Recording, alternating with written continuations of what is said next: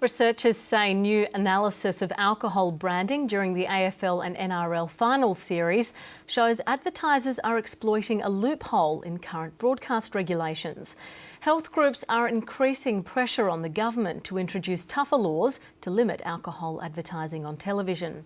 But brewers say there's no causal link between alcohol advertising and binge drinking. Consumer Affairs reporter Amy Bainbridge reports. AFL and NRL finals are watched by millions of people, but mixed with footy is a cocktail of advertisements. The quarter time break. Centre for Health Initiatives research commissioned by the Cancer Council analyses alcohol advertising at two matches from each of the AFL and NRL finals series and the grand finals of both codes. In all, across 3 NRL matches, there was an average of 530 incidents of alcohol marketing, resulting in 30 minutes and 40 seconds of advertising per match.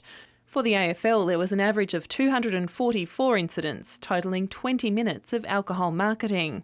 What this study does tell us is that alcohol marketing is everywhere, particularly during sporting events, which is the loophole of the current regulations. If I look at the Australian landscape with alcohol brands sponsoring sport, it's certainly not too dissimilar to the likes of Europe, particularly the UK and the American big leagues. Alcohol advertising is bound by a code set up by brewers themselves and administered by the Alcohol Advertising Review Board. Alcohol sponsorship and advertising isn't driving consumption in Australia. Overall, Australians continue to drink less alcohol. There are fewer underage drinkers in this country. Alcohol sponsorship is big business. The AFL has a 10-year deal with Carlton Draft and another with a multinational wine company.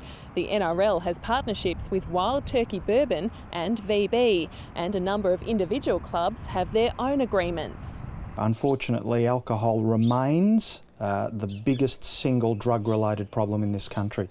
It causes more death and harm to Australians than all the other drugs put together.